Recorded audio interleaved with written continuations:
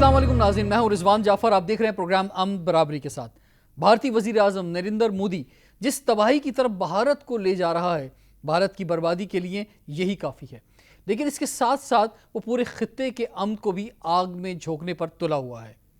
نریندر مودی دہشت گرد اور متعصب اور شدت پسند تنظیم RSS کے ایجنڈے اور منشور پر عمل پیرا ہے، جو کہ بھارت میں مسلم دشمنی پر مبنی ہے.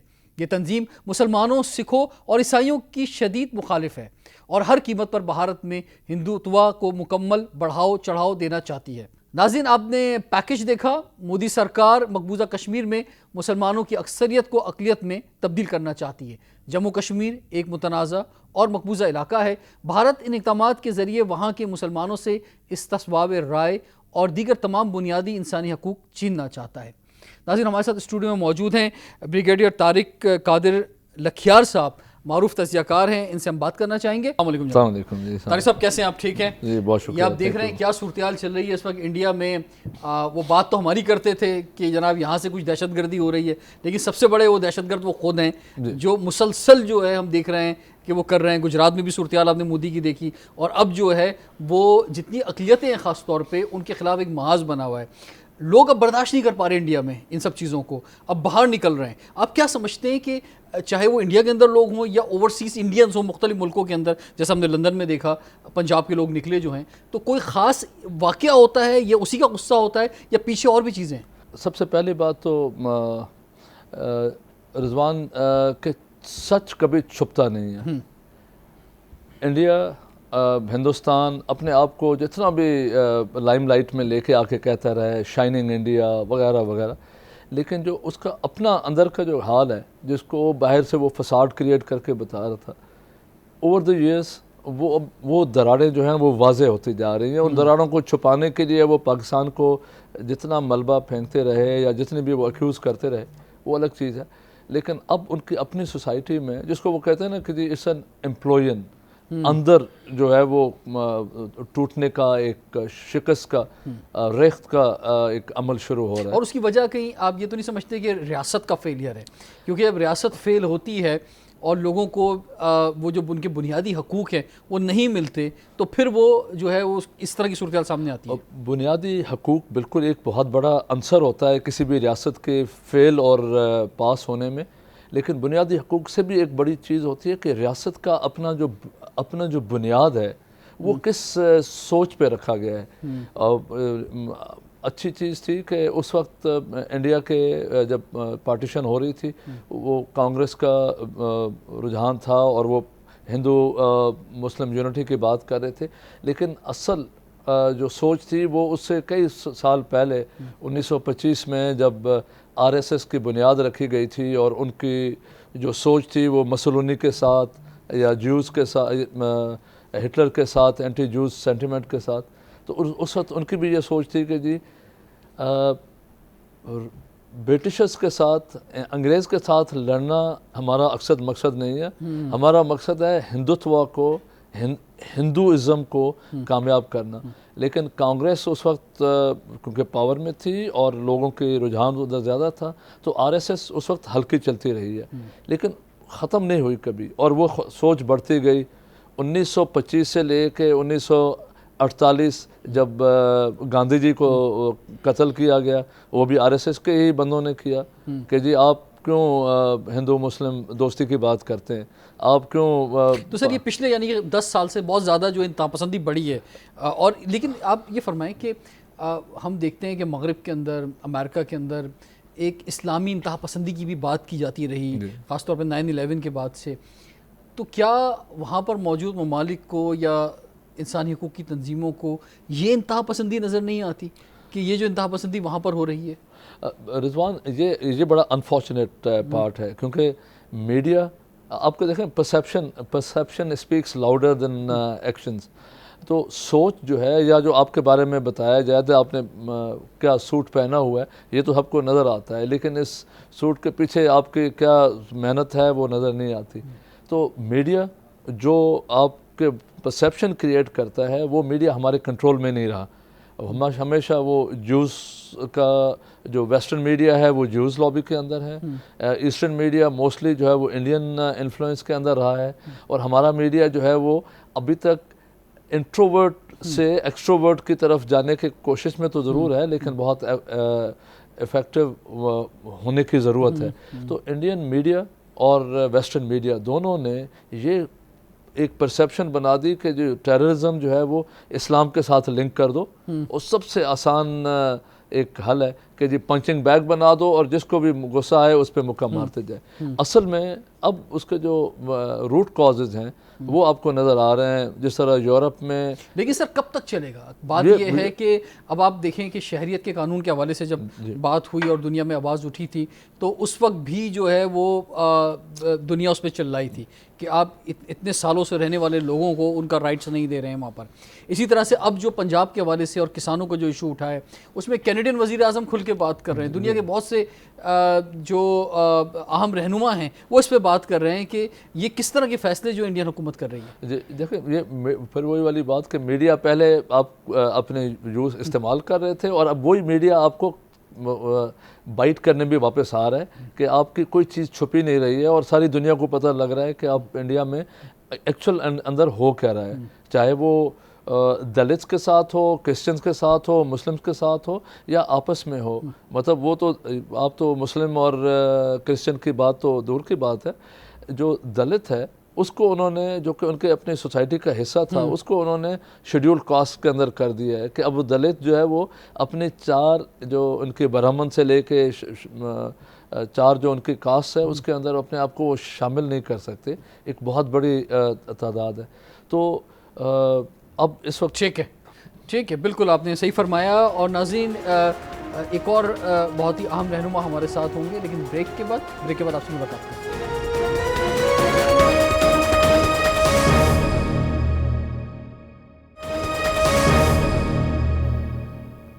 ویلکم بیک، آپ دیکھ رہے ہیں پروگرام امن برابری کے ساتھ۔ ناظرین، آر ایس ایس کی کہانی جسے آپ سب جانتے ہیں اور دنیا کے سامنے بڑی کھل کر واضح طور پہ آ گئی ہے، اور مسلسل جو ہے یہ ظلم و زیادتی کا سلسلہ جو ہے جاری ہے، اور خاص طور پہ اقلیتوں کے حوالے سے۔ اب اس سلسلے میں کانگریس کے ایک رہنما کیا کہتے ہیں آر ایس ایس کے حوالے سے، یہ ذرا دیکھتے ہیں۔ بسم اللہ الرحمن الرحیم، نحمدہ ونصلی ونسلم علی رسولہ الکریم۔ ظلم پھر ظلم ہے، بڑھتا ہے تو مٹ جاتا ہے، خون پھر خون ہے، سبقتا ہے تو جم جاتا ہے۔ جو ظلم کی انتہا ہندوستان نے اس وقت کر رکھی ہے، اور نازیزم اور ہٹلر کی بھی یاد جو ہے اس سے بھی آگے چلے گئے ہیں، ہٹلر سے زیادہ مظالم اس وقت ہو رہے ہیں۔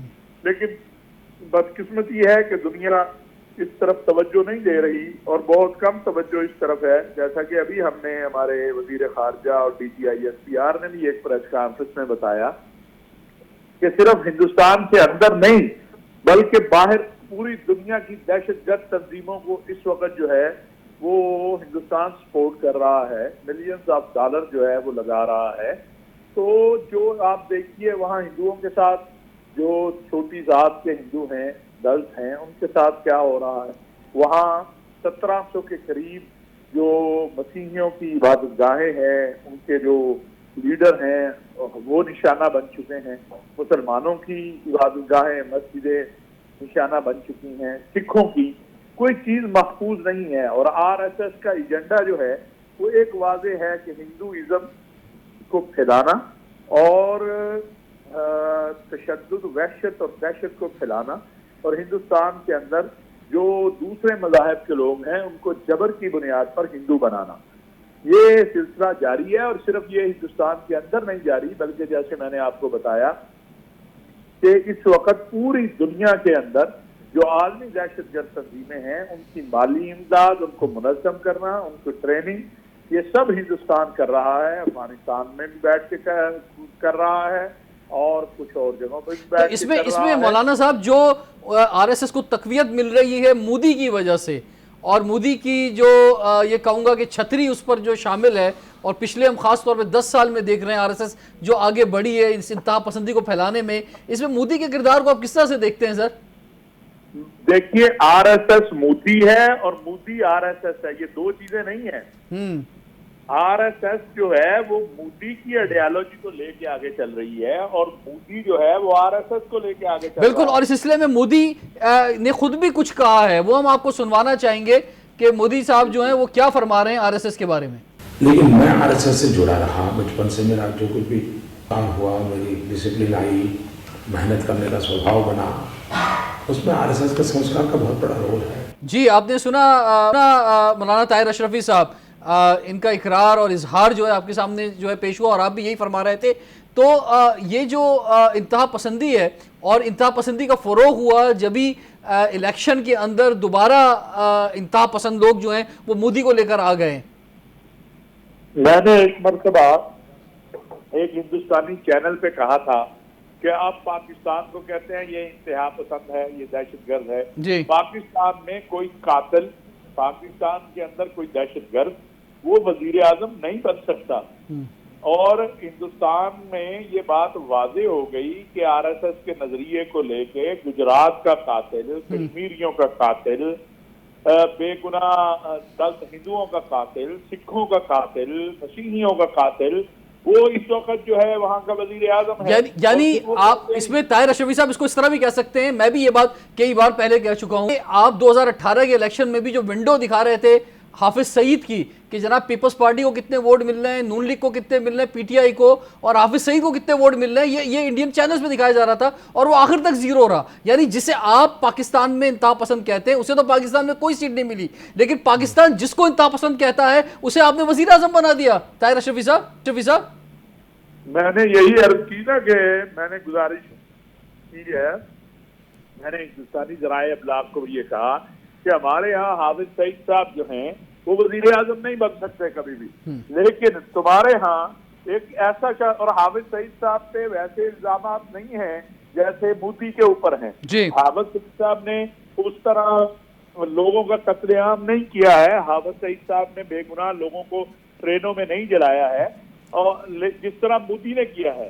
تو میں نے یہی بات کہی تھی اس وقت کہ ہمارے ہاں تو پھر بھی ایک صرف یہ ہے کہ ایک تقریری طور پہ انتہا پسندانہ جملے بقول ان کے حافظ صاحب بولتے ہیں, تو اس پر بھی پاکستانی قوم نے ان کو ووٹ نہیں دیا ہے, کہ اسمبلی میں لوگ نہیں آئے. اور ایک شخص جو کہ ہزاروں انسانوں کا قاتل ہے, جو پوری ٹرین جلا دیتا ہے, جو مسلمانوں کو پکڑ کے ذبح کرتا ہے, جو مسیحیوں کو پکڑ کے ذبح کرتا ہے, جو سکھوں کو ذبح کرتا ہے, وہ وزیر اعظم ہے. تو مجھے بتائیے یہ جمہوریہ ہے یا یہ قاتلستان ہے؟ اس میں طاہر اشرفی صاحب جو 9/11 کے بعد سے پوری دنیا میں جو مسلمانوں کو جو انتہا پسند کہا گیا اور مسلمانوں کے حوالے سے جو بات جو ہے کہی گئی, اس میں تو کچھ زور نہیں نکلا, اور وہ دیکھ بھی لیا ازما کے مختلف جگہوں پہ جا کے, مختلف چھوٹی بڑی جنگیں کر کے.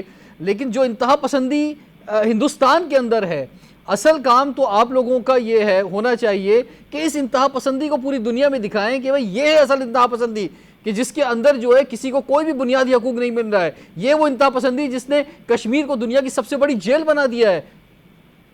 بھائی میرے, ابھی جو ہماری حکومت نے اور ہمارے DG ISPR نے اور وزیر خارجہ نے پریس کانفرنس کی, اور اس کے بعد سے پوری دنیا کے اندر پاکستان کے جو سفارت خانے ہیں وہ ڈوزیئر لے کے ان ممالک, پوری دنیا کے جو ممالک ہیں انہیں پہنچائے گئے, UNO میں پہنچائے گئے. تو الحمدللہ اس پر کام ہو رہا ہے, مزید کام کرنے کی ضرورت ہے. عالم اسلام کو بھی جگانے کی ضرورت ہے, عالم انسانیت کو بھی جگانے کی ضرورت ہے. اس وقت انسانیت ہندوستان کے اندر خطرے میں ہے. ہر امن پسند انسان کو ہندوستان کے مکروہ عزائم کے خلاف کھڑا ہونا ہے, اور اس کے لیے انشاءاللہ تعالی جو ہے ہم کوشش کر رہے ہیں, ہم کوشش کرتے رہیں گے, اور مظلوموں کے حق کی بات کرتے رہیں گے, کشمیریوں کی بات کرتے رہیں گے. اس میں طاہر اشرفی صاحب ابھی جو OIC کے اندر بات کی گئی کشمیر کے حوالے سے, ایک واضح پیغام جو وہ دیا گیا, اس کو آپ کس طرح سے دیکھتے ہیں؟ کیونکہ ہمیں ایسا محسوس ہو رہا تھا کہ اس اجلاس سے پہلے جو اس سے پہلے اجلاس ہوتے رہے وزراء خارجہ کا, اس میں کشمیر کو اس طرح سے پیش نہیں کیا گیا تھا جس طرح سے اس دفعہ پیش کیا گیا. تو سفارتی محاذ پہ تو پاکستان کی ایک بہت بڑی کامیابی ہے. الحمدللہ پہلے بھی کشمیر کا مسئلہ, لیکن میں سمجھتا ہوں کہ اس مرتبہ وزیر اعظم پاکستان, ہماری وزارت خارجہ, اور الحمدللہ اللہ تعالیٰ نے جتنی مجھے توفیق دی, ہم سب کی کوششوں سے یہ جو بڑی کامیابی ہمیں ملی، ہم اس پر اپنے برادر اسلامی ممالک کے بھی مشکور ہے. سعودی عرب کی چونکہ OIC کی سربراہی اس وقت سعودی عرب کے پاس ہے، ان کے بھی مشکور ہیں. پھر یہاں ایک پراپوگنڈا اور انڈیا میں کیا جاتا تھا کہ سعودی عرب نے کشمیر پہ پالیسی بدل لی. سعودی وزیر خارجہ نے وہاں اپنی تقریر میں کشمیر کا ذکر کیا، پاکستان کے موقف کی تائید و حمایت کی جو ہمارا موقف ہے. تو یہ اس معاملے میں میں سمجھتا ہوں پاکستان کو سفارتی محاذ سے بہت بڑی کامیابی ملی ہے اور دنیا اب بول رہی ہے. دیکھیے پہلے جب ہم دنیا کو بتاتے تھے کہ ہندوستان عالمی دہشت گرد تنظیموں کی سرپرستی کر رہا ہے، ان سے لنک بنا رہا ہے کاروباری، ان سے مالی ان کی سپورٹ کر رہا ہے، تو دنیا اس پر تھوڑا کرتی تھی. اب تو امریکن بول رہے ہیں، برٹش بول رہے ہیں، وہاں کے ذرائع ابلاغ بول رہے ہیں، تو ان کو کہاں آپ لے جائیں گے؟ تو انشاءاللہ جب وقت قریب ہے کہ جب ہندوستان کے یہ مظالم، مودی کے یہ مظالم ختم ہوں گے، کشمیریوں کو حق خود ارادیت ملے گا اور جو مظلوم ہندوستانی ہیں، وہ مسیحی ہوں، وہ ہندو ہوں، وہ مسلمان ہوں، وہ سکھ ہوں، ان کو ان کے حقوق ملیں گے. جی بہت بہت شکریہ طاہر اشرفی صاحب، آپ نے ہمیں جوائن کیا. بریک کے بعد کنٹینیو کرتے ہیں. دیکھتے رہیے پروگرام امن برابری کے ساتھ.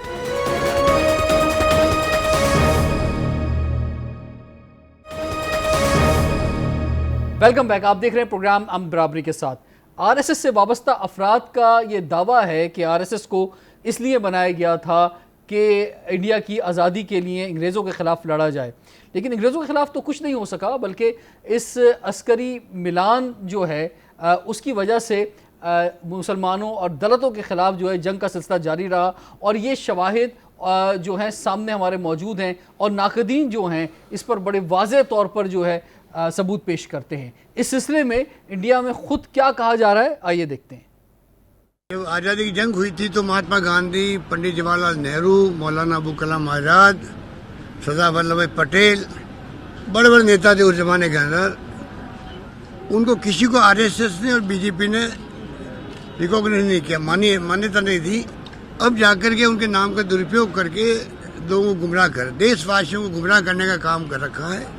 ہمیں ان کو ایکسپوز کرنا پڑے گا، پبلک کے اندر ایکسپوز کرنا پڑے گا. اب ہمیں جوائن کیا ہے معروف تجزیہ کار جنرل امجد شعیب صاحب نے. جنرل صاحب فرمائیے کہ اس وقت جو ہم دیکھ رہے ہیں کہ بھارت میں بھی لوگ نکلے ہیں باہر، اور بھارت سے باہر بھی جو ہے خاص طور پہ پنجاب کے لوگ یا سکھ برادری کے لوگ نکلے ہیں. یہ ایک واقعہ ہے کہ جو ایک چھوٹا سا کچھ ہوتا ہے تو لوگ نکلتے ہیں، لیکن آپ کی نظر میں آپ کیا سمجھتے ہیں کہ شاید بہت ساری چیزیں جمع ہو جاتی ہیں جو ایک دم سے لاوا بن کے باہر نکلتی ہیں، جو انتہا پسندی کا سلسلہ اقلیت کے خلاف مسلسل جاری ہے RSS کی جانب سے، اور بلکہ اس کی سربراہی مودی صاحب خود فرما رہے ہیں. تو آپ کیا سمجھتے ہیں کہ اب اندر سے بھرپور آواز جو ہے انڈیا میں سامنے آ گئی ہے؟ بسم اللہ الرحمن الرحیم. دیکھیے بہت عرصے سے اقلیتیں وہاں پہ پریشان تو تھیں، ان کو تکلیف بھی تھی، اور سکھ جو بہت زیادہ کینیڈا میں گئے ہوئے ہیں وہ اسی وجہ سے کہ سکھوں کا قتل عام ہوا تھا یہاں پہ اور پھر انصاف نہیں ملا اور وہ بہت سارے مائگریٹ کر گئے. آج صورتحال یہ ہے کہ مسلمانوں کو بھی انصاف نہیں ملتا. آپ نے دیکھا کہ سڑکوں پہ لنچنگ ہوئی مسلمانوں کی، سمجھوتا ایکسپریس کا واقعہ تھا، گجرات میں 2000 لوگ مارے گئے، مسلمان قتل ہوئے. اس کے علاوہ جو گاؤں رکشا کے معاملے میں مار دھاڑ ہوئی، اور جتنے بھی جہاں میل گاؤں کا واقعہ ہوا، عدالتوں نے کسی بھی ایک کیس میں کسی ہندو کو سزا نہیں، اور اتنا بے شرمی اور ڈھٹائی سے مسلمانوں کے قتل عام میں عدالتیں اور ان کی پولیس وغیرہ ساری مشینری شامل ہوئی. اب آپ دہلی کا واقعہ دیکھ لیجئے، ابھی ہوا، کوئی سال گزر چلا ہے اور کوئی کسی کو سزا نہیں. اور اسی طرح آپ اگر باقی واقعات دیکھ لیں، بابری مسجد کا قصہ 28 سال بعد جا کے فیصلہ ہوتا ہے مسلمانوں کے خلاف، باوجود اس کے کہ کوئی شواہد نہیں نکلے. تو یہ چیزیں ساری اقلیتیں دیکھ رہی ہیں. جب کشمیر میں پچھلے دنوں ظلم ہوا اور یہ انہوں نے سٹیزنشپ کا ایکٹ بدلا، تو آپ نے دیکھا کہ سکھوں نے بہت ساتھ دیا مسلمانوں کا. مسلمانوں کی بچیاں جو پڑھتی تھیں وہاں پہ مختلف شہروں میں بھارت کے، وہاں سے ان کو لے کے گھروں تک پہنچایا. یہ وہ چیز ہے جو آپ کو ایک اتحاد نظر آ رہا ہے مسلمان اور سکھ کا، دونوں مظلوم ہیں اس وجہ سے. اب یہ جو جب اب آپ دیکھ رہے ہیں جو یہ کسان باہر نکلا ہے، تو پنجاب کا کسان تو 90% ہے ہی سکھ ہیں. ان کا معاشی قتل ہو رہا ہے، ان کو اس طرح بھوکا ننگا کیا جا رہا ہے کہ اس میں جو بڑے بڑے کارپوریشنز ہیں, بڑے بڑے جو ادارے ہیں ان کے بزنس کے, وہ کمائیں گے اور یہ کسان مار کھا جائیں گے. لہذا وہ اب جب وہاں پہ گئے اور ان کی سنوائی نہیں ہو رہی, تو آپ بہت سارے سکھ لیڈرز کے منہ سے سن رہے ہیں کہ جناب جناح ٹھیک کہہ رہے تھے. محمد علی جناح نے ہمیں اس زمانے میں مشورہ دیا تھا کہ آپ سکھوں کا ایک علیحدہ صوبہ بنوا لیں, لیکن ہم نے اس وقت توجہ نہیں دی. آج پچھتاوا ہے, اور مسلمانوں میں بھی یہ پچھتاوا ہے. آپ دیکھ لیجئے کہ ہم یہاں پہ اگر آج امن سے بیٹھے ہیں تو یہ وہی چیز ہے جو قائد اعظم نے اس زمانے میں حل ڈھونڈا, حل سوچا اور پھر اس کو پایہ تکمیل تک پہنچایا, یعنی پاکستان بنا. اور وہاں پہ جب تک یہ علیحدگی نہیں ہوگی, ان کو علیحدہ کوئی خطہ نہیں ملے گا, تو یہ بیچارے اسی طرح رہیں گے. وہ یہ ہے کہ نفرتیں تو پہلے بھی تھیں, لیکن پچھلے 6-6.5 سال میں جب سے مودی آئے, جو کہ بنیادی طور پہ RSS کی آئیڈیالوجی مانتا ہے اور وہی لے کے چل رہا ہے, اس نے وہ آئیڈیالوجی نہ صرف امپلیمنٹ کرنے کا کام شروع کیا, بلکہ پوری ہندو آبادی کو ہندوتوا کے نام پہ اس نے اپنے ساتھ ملایا. اب ہندو آبادی تقریباً 90% ہے, بھارت میں 90% ہندو ہیں. لہذا اس کو پرواہ نہیں ہے کہ اقلیتوں کے ساتھ کیا بیتتی ہے, وہ کیا کہتے ہیں, کیونکہ اس کو اندازہ ہے, اس کو پتا ہے کہ یہ 90% لوگ اس کو ووٹ دے دیں گے. لہذا اس کا پولیٹیکل کیریئر بھی محفوظ ہے. تو ان حالات میں مجھے نہیں لگتا کہ کوئی بہتری کی کوئی صورت ہے. سر یہ جو جنرل صاحب RSS کا جو ایجنڈا ہے, اس میں ذرا فرمائیں کہ یہ جو تکمیل چاہتے ہیں اپنے ایجنڈے کی, اور جس طرح سے انتہا پسندی کو پہنچ چکے ہیں, یہ ان کا ایجنڈا اگر یہ کہتے ہیں کہ ہم پورا کر دیں گے, تو اس کا مطلب تو یہ ہوا کہ یہ جتنی بڑی تعداد میں اقلیت موجود ہے, تو یہ خود ان کو موقع فراہم کر رہے ہیں کہ اپنا راستہ, اپنا ملک, اپنا خطہ جو ہے الگ بنا لو, اور اس سلسلے میں خالصتان کی تحریک جو ہے وہ بھی بہت زیادہ زور پکڑ گئی ہے. دیکھیں یہ پکڑے گی چیز ہے, یہ زور پر, لیکن یہ ہے کہ چونکہ مودی کو انٹرنیشنل پریشر نہیں ہے, تو وہ کوشش کریں گے کہ اس کو کرش کریں کسی طرح. لیکن آپ جو دیکھیے کہ یہ سمجھنے کی بات ہے, یہ سکھوں کو بھی مسلمانوں کو یہ سمجھنا چاہیے, بڑی سیدھی سی بات ہے. RSS کی آئیڈیالوجی جو انہوں نے ڈکلیئر کی 1925 میں آ کے, نازیزم سے انفیکٹ انہوں نے اس پہ لی, وہاں سے یہ آئیڈیا لیا, اور اس کے بعد چلے تو اس میں مینلی ہندو سپریمیسی کا ذکر تھا کہ ہندو سپریمیسی. لیکن اس کے ساتھ ساتھ جو آئیڈیالوجی اندر تھی, جو سامنے ابھی میں دیکھ رہا تھا ایک انٹرویو سبرامنیم سوامی کا, ان سے وہ سوال کر رہے ہیں, اینکر نے سوال کیا ہے جرنلسٹ نے, کہ یہ بتائیے کہ آپ کے ہاں اقلیتوں کے حقوق بڑے برے حالات میں ہیں, اقلیتوں کے حقوق سلب کیے گئے ہیں اور اقلیتوں کے حالات بہت برے ہیں. تو ان کا جواب یہ تھا کہ اقلیتوں کے تو حقوق ہوتے ہی نہیں, حقوق تو ہوتے ہیں میجورٹی کے, جو اکثریت ہے اس کے حقوق ہیں, اور اقلیتوں کو ان کے ساتھ ایڈجسٹ کرنا پڑتا ہے. آپ امیجن کریں کہ یہ مائنڈ سیٹ ہے, تو پھر کیسے آپ رہ سکتے ہیں وہاں. تو آپ کو مسلمانوں سکھوں کو اپنی آئندہ نسلوں کو محفوظ کرنا ہے, اور اپنے لیے علیحدہ جگہ تلاش کریں, علیحدہ خطہ بنانے کی کوشش کریں. میں آپ کی طرف آتا ہوں جنرل صاحب. طارق صاحب فرمائیے, کیا ایکسپیرینس آپ شیئر کرنا چاہ رہے تھے ہمارے ساتھ, ذرا پہلے تو وہ فرمائیے. پہلے تو یہ ہم بات کر رہے تھے کہ یہ RSS کا جو سوچ ہے, یہ بیسیکلی 1925 سے آپ نے بات کی نا, یہ 1925 پہ ہے نہیں. یہ ان کی یہ سوچ جو ہے, وہ ان کا ایک بڑا وہ لیڈر ہے چانکیا کوتیلیا, وہ 200 BC کے زمانے سے. تو اب یہ اس کا پریشر اتنا آیا ہے, جو اچھے سیگمنٹ ہیں ان میں واشنگٹن میں ایک انڈین آفسر جو ہے مجھے ملا, انڈین ملٹری آفیسر, وہ وہاں پہ ملا, اور وہ اچھا لڑکا تھا, میجر تھا, اور وہ احمد آباد کا رہنے والا. تو اس نے کھانے وغیرہ کہیں پہ تھے, تو اس نے ایک بات کی, اس نے کہا کہ سر یہ میری چوتھی پوسٹنگ ہو رہی ہے کشمیر میں, احمد آباد سے کشمیر. کہتا اور ٹرین پہ میں جاتا ہوں, تو کہتا سر جو آپ نے کشمیر کا کرنا ہے کر لیں, میری جان چھڑائیں کہ مجھے میں گھر میں کم سے کم میں اپنے گھر میں جو ہے نا وہ آرام سے رہ سکوں. تو یہ ایک نارمل انڈین آفسر کی ایک ذاتی رائے تھی کہ وہ اتنا فرسٹریٹ ہوئے ہیں کہ نہیں, آپ اس میں سوسائڈ کا ریشو دیکھ لیں, اس وقت پوری دنیا میں سب سے زیادہ سوسائڈ کا ریشو جو ہے وہ انڈین فورس کے اندر موجود ہے, انڈین فورسز کے اندر ہے, Indian police, Indian reserve force, Indian تمام ملٹری پیراملٹری فورسز کے اندر. اور یہ کبھی بھی کسی فوج میں یہ نہیں ہوا کہ جوان یا ان کے جو مڈل رینک آفیسرز جو ہیں وہ اپنی ویڈیوز بنا کے سوشل میڈیا کو شیئر کرنا شروع کر دیں. یہ مطلب اس ڈسپلن کی انتہا کی وہ ایک ایکسپوجر ہے کہ وہ فرسٹریشن میں آ کے اس لیول پہ چلے جائیں. تو یہ وہ چھوٹے چھوٹے انسیڈنٹس ہیں, لیکن چھوٹے انسیڈنٹس ایک بڑے سوچ کو ظاہر کرتے ہیں کہ یہ سوسائٹی کس طرف جا رہی ہے. میں نے آپ سے بات کی کہ ہر سوسائٹی میں اچھا سیگمنٹ ہوتا ہے, انڈیا میں بھی ضرور ہے, لیکن اب آج ان پچھلے 6 سالوں کی پرفارمنس کے بعد اس سیگمنٹ کو بھی انہوں نے کارنر کر دی ہے کہ ان کے پاس بھی کوئی لاجک نہیں رہی کہ وہ اپنے آپ کو کس طرح دفاع کریں. وہ انڈیا کے دفاع کرنے کی کوشش کرتے ہیں, لیکن انڈین پالیسیز جب سامنے آتی ہیں تو وہ بیچارے شرما جاتے ہیں.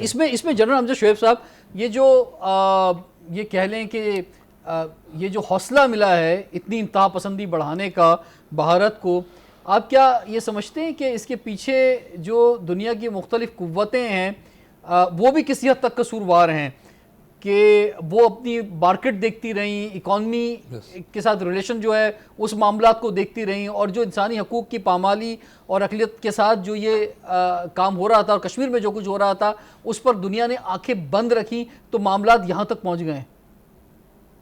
ایلیمنٹس ہیں. ایک تو دنیا کی اپنی سیاست ہے جس میں منافقت ہے, مفادات ہیں اپنے, اور سارا کچھ آگے اگر آپ اس کو ہیومن رائٹس میں ٹرانسلیٹ کرنا چاہتے ہیں کسی, تو وہ مفادات کی روشنی میں ہی ہوتا ہے. لیکن دوسری طرف یہ ہے کہ ہم نے بھی پاکستان میں ہم نے بھی کئی سالوں سے اس چیز کے اوپر محنت نہیں کی, اور آج بھی ہم بہت محنت نہیں کر رہے. یہ وہ ایشو ہے جہاں کشمیریوں کی آواز ہم ہیں, اور ہم اگر پوری طرح پوری دنیا میں آواز نہیں پہنچا سکے تو پھر ہمارا قصور ہے. تو اس میں ہمیں بھارت کا نیریٹو جو ہے اس کو نیوٹرلائز کرنے کے لیے بہت محنت درکار تھی, جو ہم نے نہیں کی اور کرنی چاہیے. باقی بات یہ ہے کہ یہ بھارت کے اندر بھی ایک اپوزیشن ہوتی ہے جو کہ کسی بھی ملک میں اگر وہ ایفیکٹو نہ رہے تو پھر اندرونی طور پہ آپ کو خطرہ کوئی نہیں. اب وہاں پہ کانگریس جو ہے وہ باوجود اس کے کہ مودی کی پالیسیز کو وہ تنقید کرتی, لیکن ان کی حیثیت کچھ نہیں رہی. دوسری طرف یہ ہے کہ مودی نے یہ بھانپ لیا, اس نے ایک دکھتی رگ اپنے عوام کی دیکھ لی کہ یہ ہندوتوا کے نام پہ سب کچھ بھول جائیں گے. آج آپ دیکھیے کہ ان کی اکانومی برباد ہے, بے روزگاری بڑھ چکی ہوئی ہے, کشمیر ان کے قابو نہیں آ رہا, اپنا علاقہ ان کا چھینا گیا ہے, کشمیر ادھر چائنا ان کو لے گیا ہے. یہ سارے حالات ہیں, لیکن کوئی بھی ان کو اپنے ملک میں کوئی عوام میں سے کوئی اٹھ نہیں رہا, کوئی پوچھ نہیں رہا ان کو. اس کی بنیادی وجہ یہ ہے کہ وہ مودی میں یہ دیکھتے ہیں کہ یہ وہ ہندوتوا کا آدمی ہے جو ہندوتوا کو پریویل کرائے گا یہاں پہ, اور وہ ان کی ضرورت بن چکی ہے. عوام کی نفسیات اس پہ چڑھ گئی ہے, وہ اس نفسیات کی بنیاد پہ اس نے اپنا پولیٹیکل کیریئر بلڈ کیا ہے اور اس کو چھوڑ نہیں رہا. آپ دیکھیے کشمیر ان کے ہاتھ سے نکلا ہوا, کشمیری آج وہ جو کبھی بھارت کے ساتھ ہوتے تھے وہ بھی ان کے مخالف ہو چکے, لیکن اس نے آرٹیکل 370 بحال نہیں کیا. اس نے یہ آج آپ دیکھ لیجئے کہ کتنا بڑا احتجاج ہے کسانوں کا, لیکن وہ اس پہ کچھ بھی اپنے قوانین کو بدلنے کو تیار نہیں. ڈیمونیٹائزیشن اس نے کی, اس پہ تباہی پھر گئی اکانومی کی وہاں پہ, لیکن اس نے اپنے سٹیپس واپس لینے کی کوئی کوشش نہیں کی. اس کی وجہ یہ ہے کہ وہ اپنا ایک اسٹرانگ مین امیج رکھنا چاہتا ہے, وہ اپنے لوگوں کو بتانا چاہتا ہے کہ میں جو کچھ ہوں آپ کے پاس اور کوئی نہیں, باقی تو ڈھیر ہو جاتے ہیں, گھٹنے ٹیک دیتے ہیں. میں بڑا سخت آدمی ہوں اور میں پاکستان کو بھی اسی طرح ڈیل کروں گا, میں مسلمانوں کو بھی سبق سکھاؤں. یہ وہ چیز ہے جو کہ مائنڈ سیٹ دنیا کا اس نے اپنے ووٹرز کا بنا دیا ہے, اور وہ اس سے مطمئن ہے باوجود اپنی انٹرنل تباہی کے, ڈس یونٹی کے, اور جو کچھ بھی نفرتیں بڑھ رہی ہیں وہاں پہ, ان ساری چیزوں کے باوجود. ٹھیک ہے, وہ ہندو ٹھیک ہے. بہت بہت شکریہ جنرل امجد شعیب صاحب, آپ نے اپنا پوائنٹ آف ویو دیا, اور بہت بہت شکریہ بریگیڈیئر طارق صاحب کہ آپ نے زبردست اپنے خیالات کا اظہار کیا. اور جو انتہا پسندی ہم بھارت میں دیکھ رہے ہیں, اور اس میں جہاں آواز جو ہے وہ سب سے زیادہ اس وقت وہاں کے جو مظلوم لوگ ہیں اور اقلیتیں ہیں وہاں سے اٹھ رہی ہے, اور یہ بھرپور آواز ہے جو کہ سوال اٹھا رہی ہے کہ یہ ظلم و زیادتی جو ہے وہاں پہ بند ہونی چاہیے. اور سب سے بڑی آواز جس پر پاکستان جو ہے وہ دنیا میں اٹھا رہا ہے وہ کشمیر کے حوالے سے, جو کہ دنیا کی سب سے بڑی جیل ہے. اس پر ہم متواتر پروگرام آپ کی خدمت میں پیش کرتے رہیں گے. ابھی رضوان جعفر کو اجازت دیجیے, دیکھتے رہیے پروگرام برابری کے ساتھ.